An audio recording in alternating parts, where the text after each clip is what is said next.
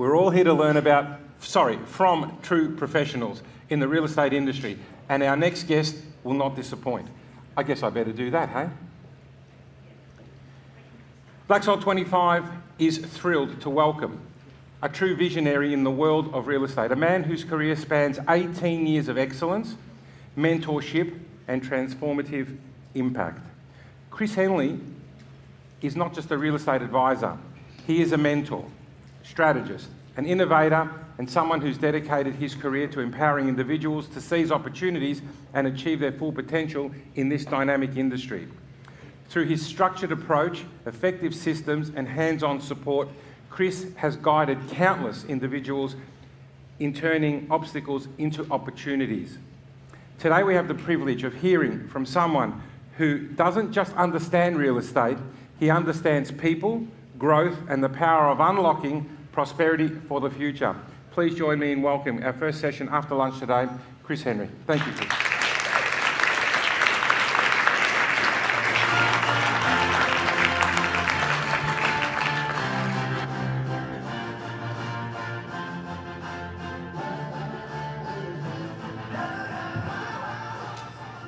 Well, g'day everyone. After lunch, first session, let's get ready to work. I want to make this session a little bit of an opportunity to actually get some really good notes captured down for your plan for 2025.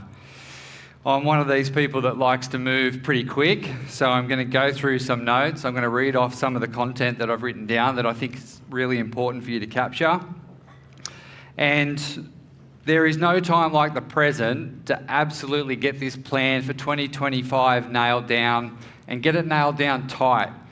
My view is if we get it done now, we can have a break over Christmas and not be thinking about it next year. So use this session while I'm talking a little bit about my story, a little bit about how I've helped agents achieve their goals and how I've been able to grow a business, but reflect on this story as your own. As I'm talking, you'll be thinking about your situation. You'll be thinking about your goals. You'll be thinking about what you want to achieve and how your story resonates with you as you make some firm decisions about your 2025.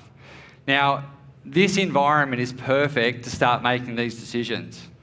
You know, Manos and Maria and the whole Black Soul team have put this event together to get that creative spark happening in your business. This is the perfect environment to make some serious decisions. And over the years, as I've gone to major conferences throughout the world, I've always used that conference time as a time to make big decisions. In small team events, you make small decisions. In big team events, like big conferences like this, is a great opportunity to make some big decisions. And at the start of every year, I always look for a new theme for the team to lean into, because I find that a good 90-day block is about where the energy expires before we need something new. And as time goes on, I find that gap gets a bit smaller. So last year, and I'll talk about 2023, I was looking for a theme for the team to grab hold of. We were coming into an environment where the market was changing. We came in really over-bloated with resources and equipment from a very fast market, and I had to make some really difficult decisions because I knew if I didn't make these decisions and make them fast, I was putting the entire business at risk. So coming into 2023, I saw this theme of the boat. And I thought, geez, that's a really good team environment theme. It comes down to a decision that I brought into my day. Every decision that I made was themed under, does it make the boat go faster? I wrote down a few notes at the start of the year. Every decision, every action, every thought, every routine, my diet, my reading, my tone, my reactions, my relationships. Does it make the boat go faster? And as I moved through into the year of team building, I could make decisions around how were the team performing? Was the equipment serviced and on point? Was each one of our team members or individuals in good shape? How could I manage their energy?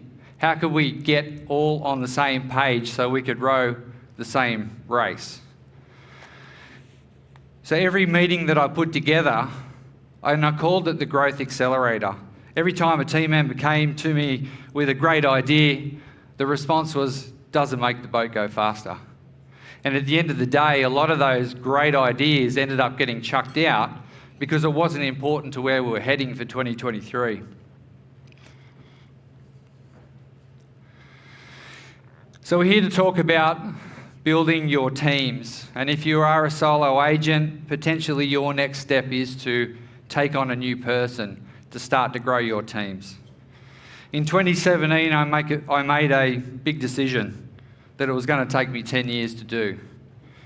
I wanted a $10 million business. I was happy for it to take 10 years.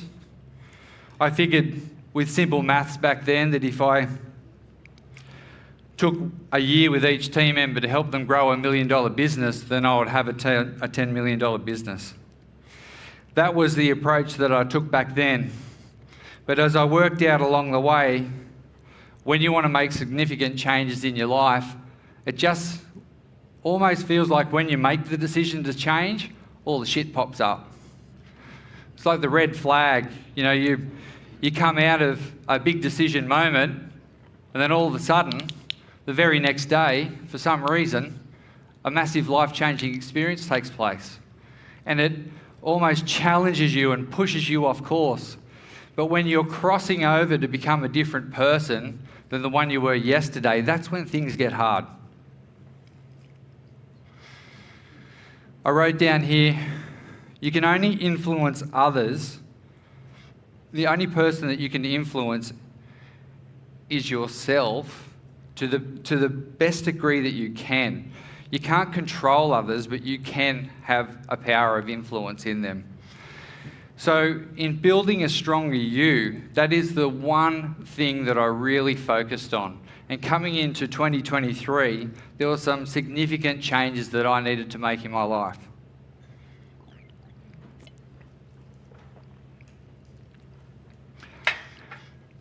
I found that if you sit with yourself nice and quiet, you know exactly what you need to do in order to change your direction.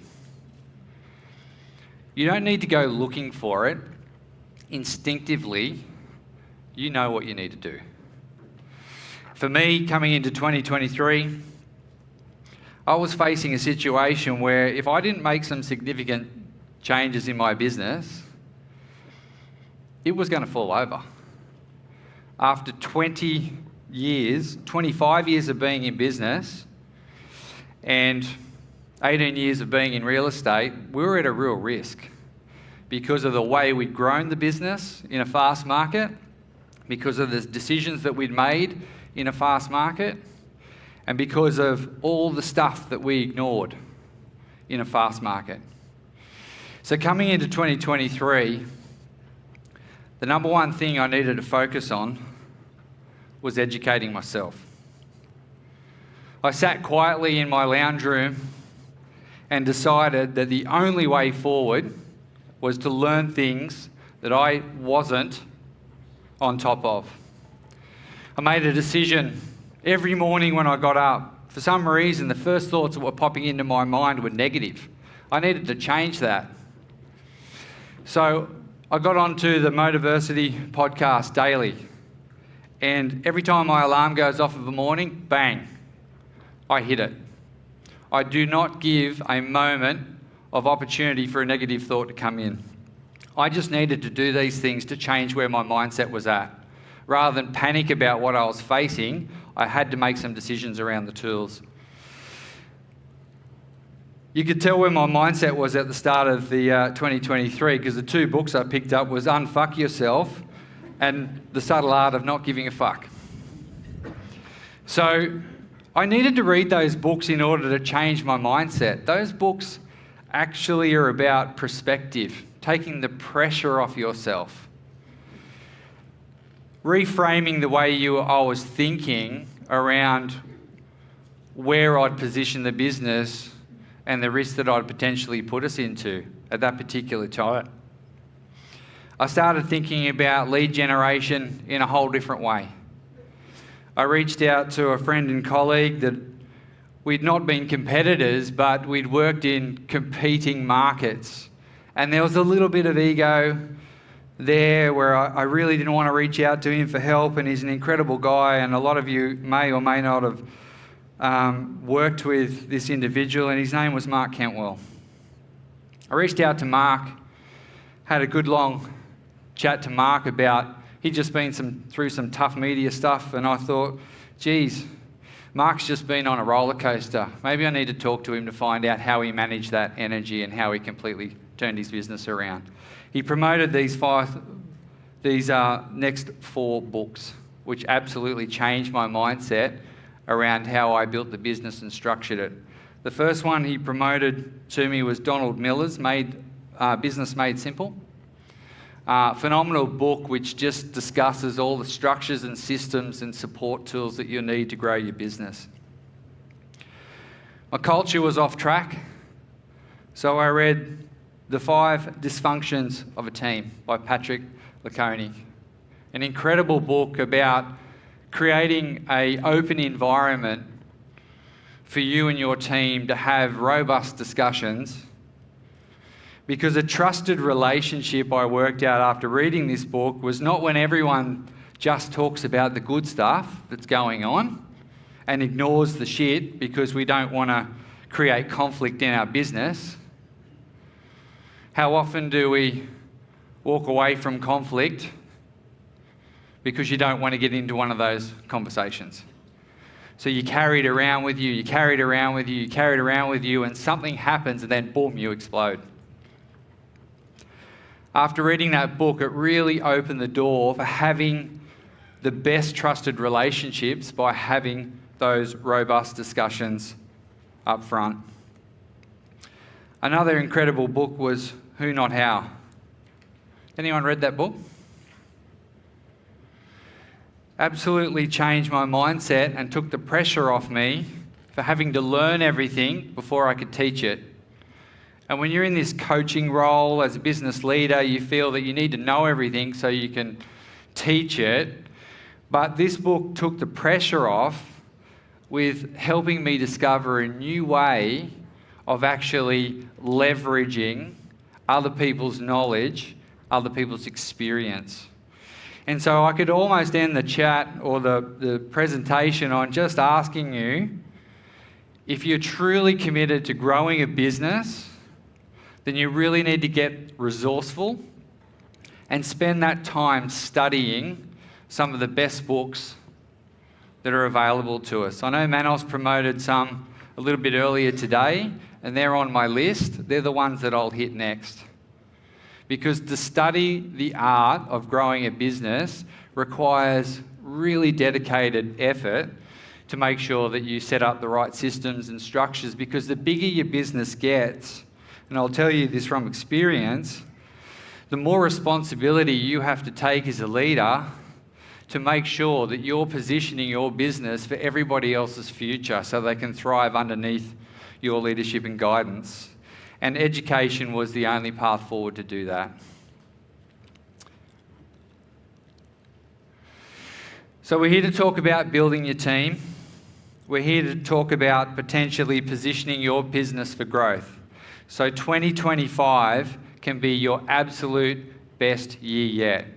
It's going to start with education, how much time and effort you dedicate to that self-improvement, and how invested, and we heard a little bit earlier, going all in. I think Joel's talk was absolutely exceptional about that level of commitment that he puts into everything that he does. I mean, Christine's talk was absolutely incredible. What a real life experience about what it takes to actually build the business. You know, how committed are you? Are you committed to go through all of the trauma, and in my business I call it brain damage, in order to get yourself through some of the roller coaster rides that you'll experience on this journey, but I can tell you now it's worth it. In some of your lowest moments, and I was just talking to Lisa a little bit earlier, in some of your lowest moments when this business will sometimes absolutely kick you in the throat, is where you learn your greatest lessons. Because you know how it feels. And after a little while, as sick as this sounds, I actually started to enjoy those really low moments because I allowed myself to feel my way through life.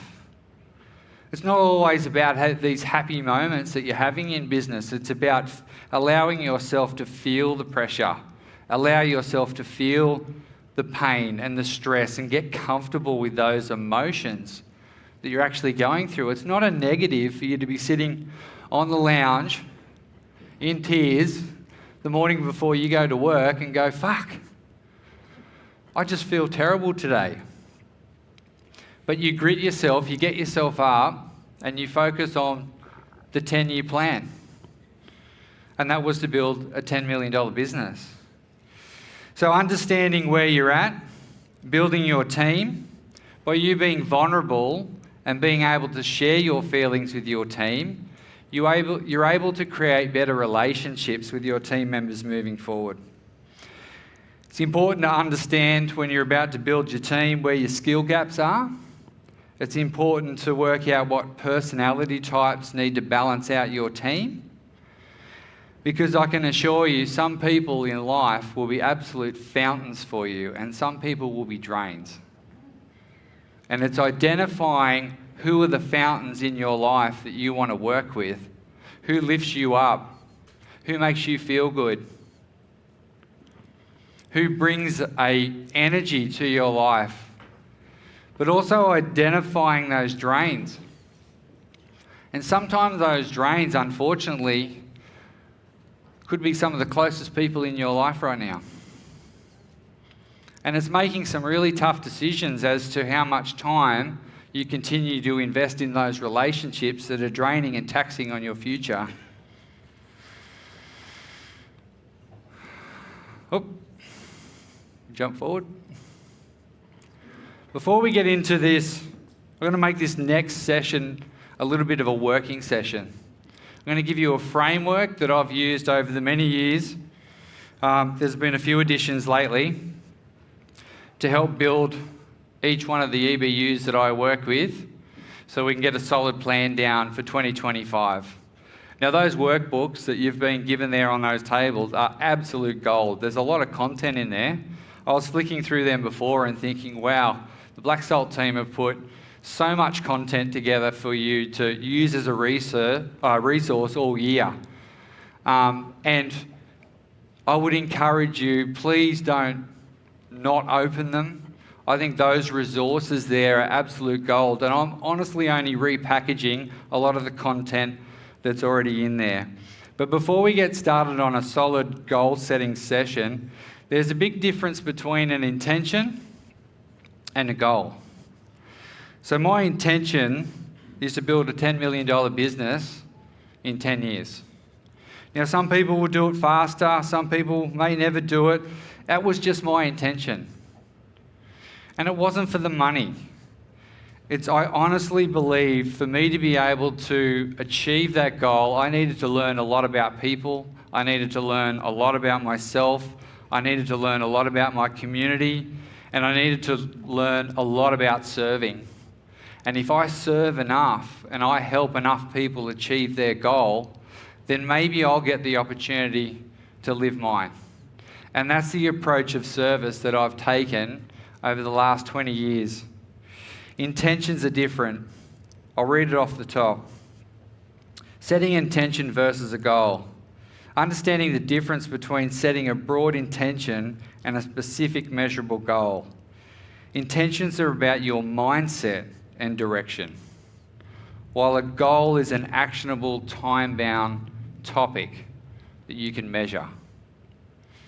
So blending your intentions being long-term to goals is a hugely important exercise, and when you get this down pat, you'll start to see how this all comes together. I think intention and goal setting is one of the most important things that you'll do at this time of year as you're coming into a fresh year. How many people always reset at the start of the year? It's like you reach this point and you decide, I'm not doing that anymore, or I am going to go for this. It just seems to be the line break in the start of the year where we can just make new decisions, fresh decisions, not carry forward all of the crap from last year into this year, and really give yourself an opportunity to lean in. So as I go through these next 9 core functions, I'm not going to have time to go into detail with every one of these core functions, so I'm going to use a term I call decentralising leadership. Many years ago, how I used to lead was I used to learn it, basically write it and give it to my team member and say adopt it. Now in the army, how they actually get a plan indoctrinated in the entire team is the leader uses decentralised leadership. Leadership command will say to its commandos, how do you want to actually take this town? What tools and resources do you need? What actions do you require? What direction do you want to come in from? You tell us. What tools and resources do you need? Because you're more likely to adopt the plan if it's yours. If it's your belief. If you've been in a creative mindset to come up with the tools and the strategies that you need, leadership just should be there to support it, to guide you, to take a helicopter position and say, good call, what do you need next? That didn't work out. How are we going to fix it? How would you like to approach the next section? So we're going to decentralise this plan, and as I'm talking, let's put these things up. Okay. Who would think that the first topic is leadership? 9 core functions for your business plan. Let's just call this your business plan. What comes up for you? I've written down, how are you turning up every day? What's my behaviour like? How am I serving? How am I guiding? How am I speaking? What am I learning? The next one is culture. Culture is a huge one when you're growing your organisation. You create it. You're responsible for it. You need to nurture it. It's your vibe. It's who you are. It's the environment you create. So make a decision in your business plan, what activities you're going to put into place to nurture that culture. Is it events? Is it your team meetings? How are you going to massage that environment of openness? Brand. Steve's here, we'll talk about brand. Steve Osborne has dedicated his absolute life and career into helping you identify what your brand actually is. And it's not a logo, it's a way of being. It's a way of living. When I was developing my brand, it popped into my head, connected to what counts. For me, it felt right. That's my brand. River Realty is just a badge, but my brand is connected to what counts. I know that we're only all here for a short time, so I made a decision that I was only going to work on things that were really fucking important. So things that don't deserve your time are the things that I kind of moved out of my way. Marketing. Well, Lisa Novak's got this down pat. It's just deciding How are you going to communicate your brand to the marketplace? What channels are you going to use? Some of you aren't comfortable with social. Some of you actually thrive in that space, but it's just making a decision in your business plan where your focus is going to be.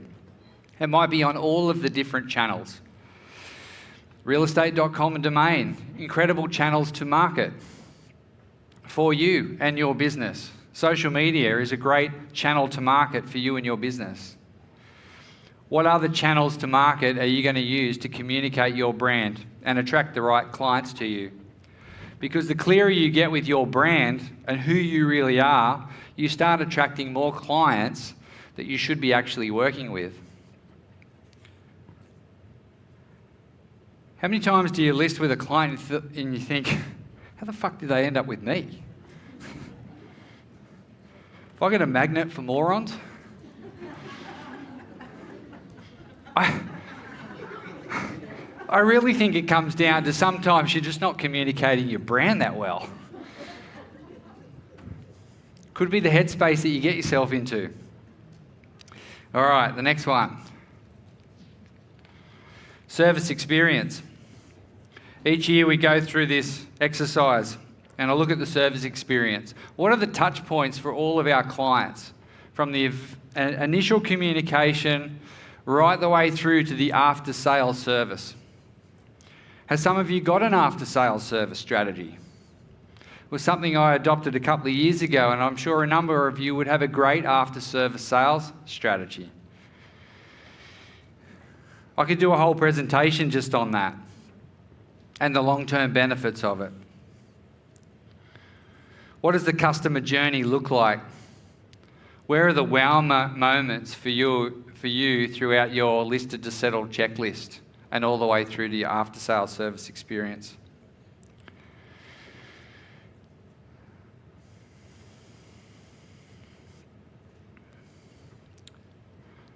I put at the bottom of that, success is getting what you want, but fulfillment is doing what you're made for.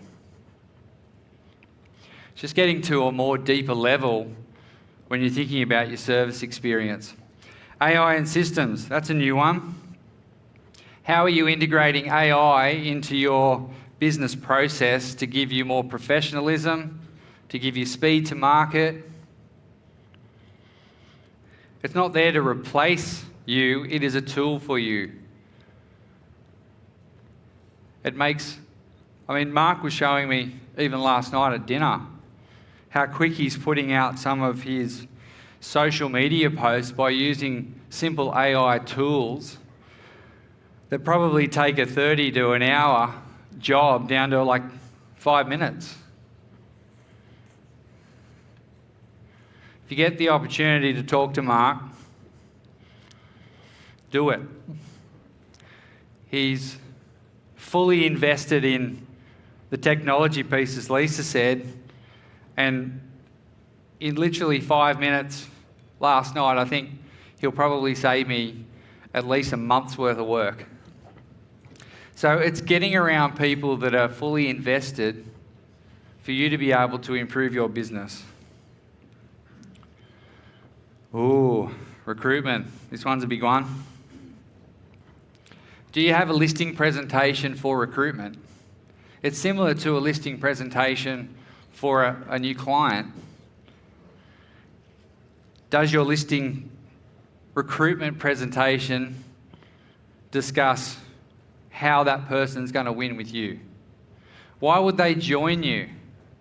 Have you been through a discovery process with this potential new team member to work out what their goals are, what they want to achieve, and how they're going to achieve it? Who are you attracting?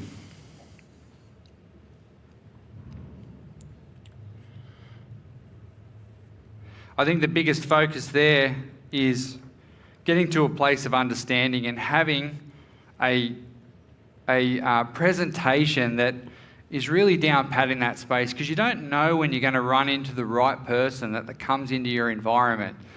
So as equally as organised as your listing presentation is, I think your recruitment presentation needs to be dialed in at the same level. Is everyone getting some notes out of this? Yep. All right, we've got 2 more to do. So, training for the future. What conferences are you putting into your calendar? Let's get them down now for next year so you can make a solid commitment to being there.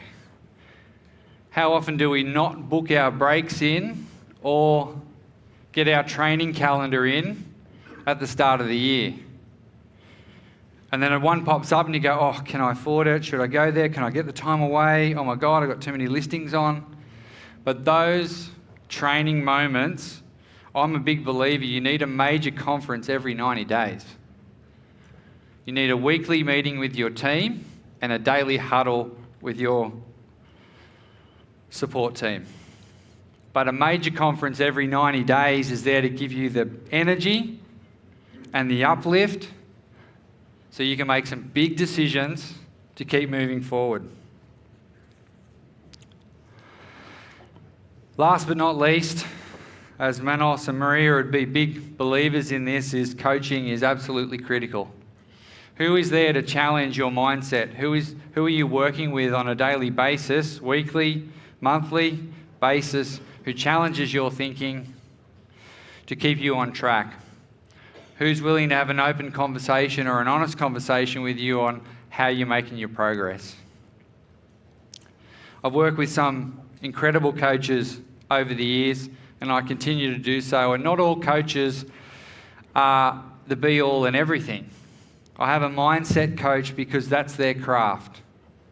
I have a systems and process coach because that's their craft. I have a personal coach who keeps me on track with my goals and my commitments and keeps me accountable. It's because I take this stuff really seriously to ensure that I'm on track. So that's the 9. So when I'm setting my goals for 2025, which have already been done, it's about a rebrand for me. It's about growth for the business. I already set the 10-year plan back in 2017 that I'm committed to. Got a couple of years to go. I need to bring it home strong at the end because I've had a few really good kicks in the teeth along the way that I wasn't expecting. But the goal hasn't changed. I'm definitely going to make it. And it's about the collaboration and growth and expansion. And personally, I made a goal in 2025 that I'm going to get myself in the best shape I've ever been. I started a few months ago because coming into the beginning of 2023, I'll shit you not, I was in a fucking terrible situation in my health. I had a few things go wrong and I turned to vodka. And let me tell you that that's not a good spot. That won't help you. But I needed to go there to experience, to work out that that doesn't help you. I made some decisions at about 3 months into this year that I was way off track, that I had to turn myself around. I kept ignoring my coach's phone calls, got myself into a position that I would say I hit rock bottom. But you'd be absolutely surprised how quickly you can turn this situation around with good support, good leadership, and good coaching. So, from my understanding, there's a lot of solo agents in this room right now that are thinking about expanding, thinking about potentially growing. Or you might be comfortable just looking after it for yourself, and that's fine. But over time, you'll work out that the customer actually wins when there's more of you. The customer has a better experience when there's more team members to leverage on. And over time, you may build that confidence that you want to actually grow a team and learn the skills to look after them. You want to actually start to learn those skills that help you to grow that team, because at the end of the day, it comes down to the customer journey at the end. We really want to make sure that the service experience is on point and you learn the opportunities to really expand and ensure that we're delivering the very best service we can. I'm going to go way over time here. I'll skip through this next bit.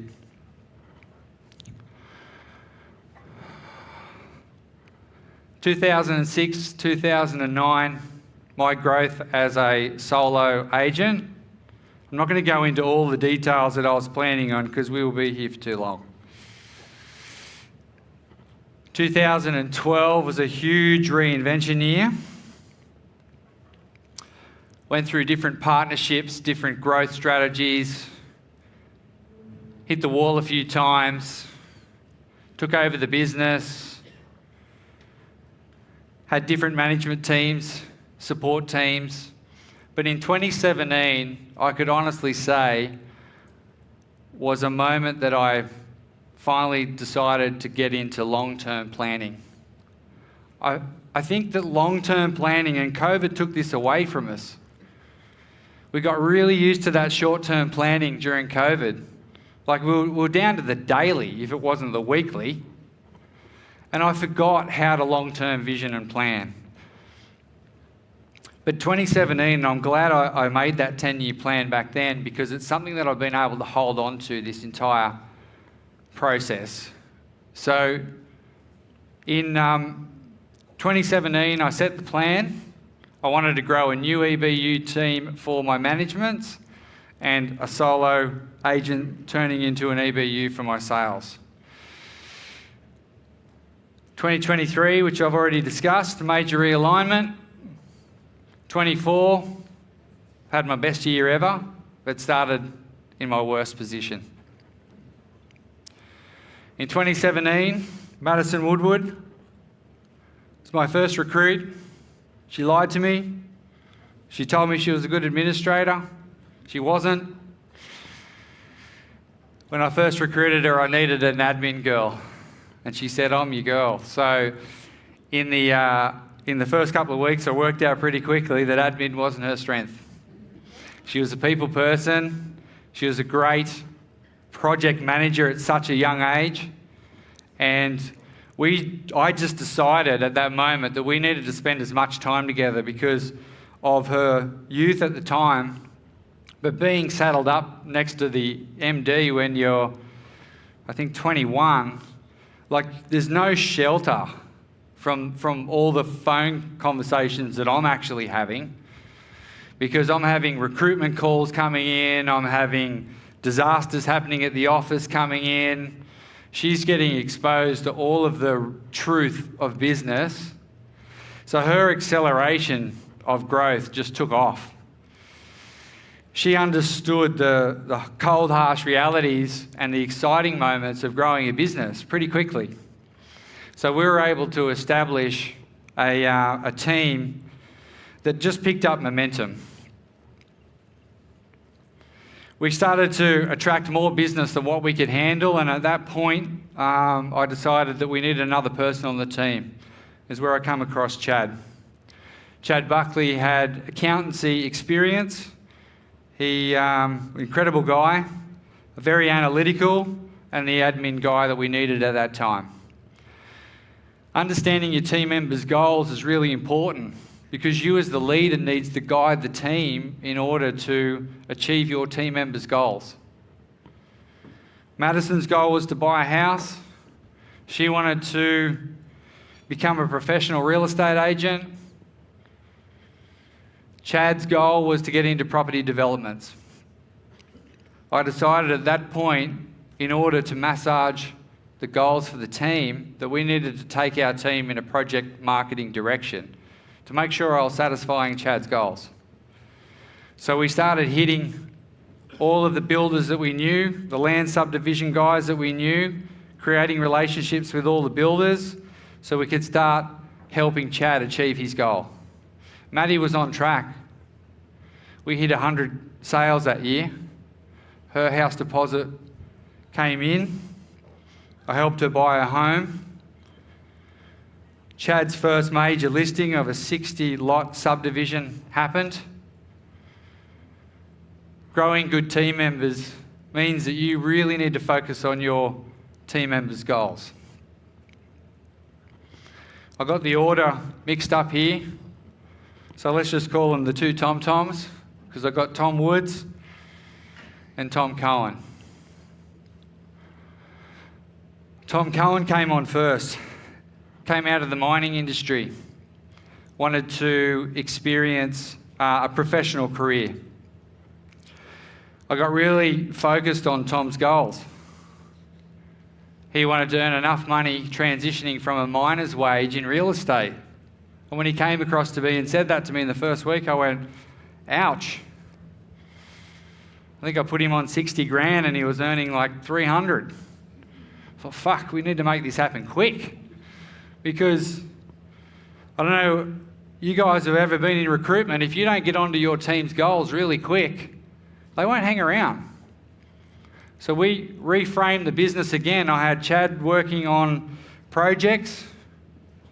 I went, we need to go straight to the top for Tom. I just got rid of all the properties that were low price stuff. Didn't want to touch them anymore, referred them. I went straight for the high end. I said, give me every high-end property in our neighbourhood. We're just going to target those, because if I don't turn this around quick, I lose Tom. I needed to focus on his goals. I'll go back to... What's happened there?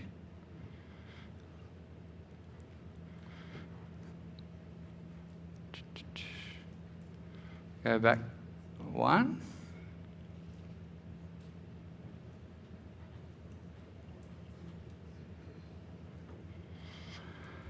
Tom Woods. I'll talk about Tom. Tom, incredible guy.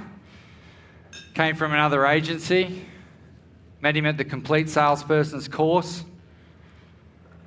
Tom had great aspirations. I seemed to be attracting people that had these huge aspirations. And when I got super glued to their goals, can we go back to Tommy Woods? TW? Next one.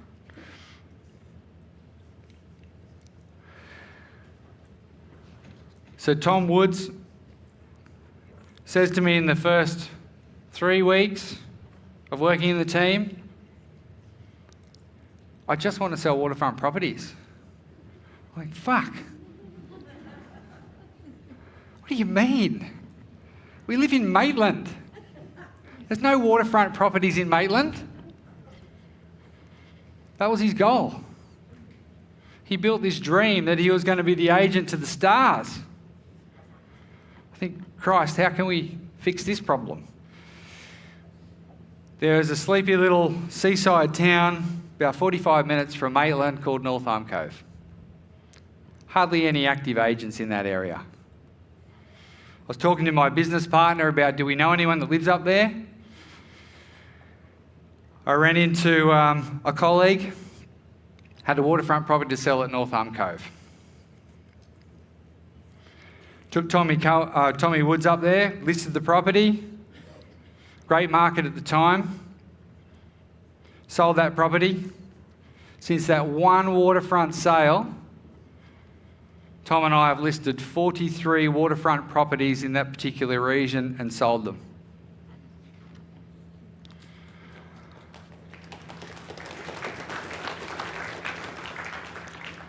Whether I'm right or whether I'm wrong, if you really want to build a great team, you need to focus on their goals and help them achieve it. I sit down on a daily basis and I look at what the team wants to achieve, and my plan becomes their plan. My plan becomes absolutely dialed in to ensure that we hit their plan.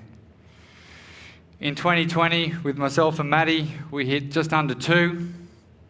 In 2021, like every agent in the world, had their best year because the conditions created it. My answer to that, though, is if you weren't in the right position, you wouldn't have created anything. It's getting the foundation set right to ensure you hit those numbers. In 2022, just shy. 23, I started splitting the team members off. I created that core foundation from 2017, and now as I'm peeling off all of these agents into their own EBUs, I've been focused and superglued on helping them build out their EBUs and their teams. So, the current team, we've got actually about 15 properties settling this month. So it'll be just under 2. Chad's team, I regularly go out with Chad to help him continue to list properties. He's hit 83 this year. But next year, because of the momentum, he's got a number of in Globo land parcels, and there's something in the excess of 850 lots to sell. Team Woods, Tommy's now taken on his first team member, Lisa. He's hit 32 on his own, plus the waterfronts that I sold with him in his first year out. Tommy Cohen, first half a year out, hits 40 properties already. I regularly go out with him to ensure that he's hitting his numbers. Next year, Harriet's coming into his team in January. And as we acquired the Thornton Realty business, brought them across, we've been able to help John take all the business stuff off him just so we could focus on listing and selling property.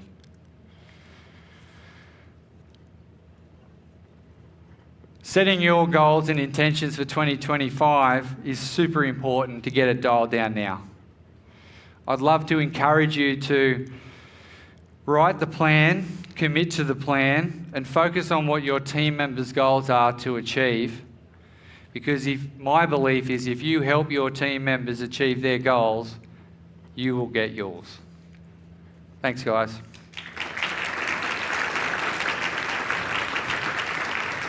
Thank you, Chris. I was madly on my Audible account when we were sitting down there because we spend so much time in our cars and we're often on the phones and we're talking to clients and so forth, but it doesn't hurt every now and again to obviously make sure that when we're off the phones we've got some other really great important knowledge coming through our minds. I've downloaded 4 of those books. Great. So now I need to get those listened to. I was going to say read, but listened to over the Christmas break. So I'll let you know how they go. Once again, we give it up for Chris. Thank you. Thank you so very much. Whilst we're doing a changeover, my last comment would be is that I am taking away from Chris's presentation, the question I'm going to ask myself, I hope you're going to do the same, is does it make the boat go faster? And I look forward to hearing a lot of friends of yours going down the drain. Oops, bye. Sorry, I'll just get the stage set up. Thank you, Fee, and thank you, Chris. Awesome.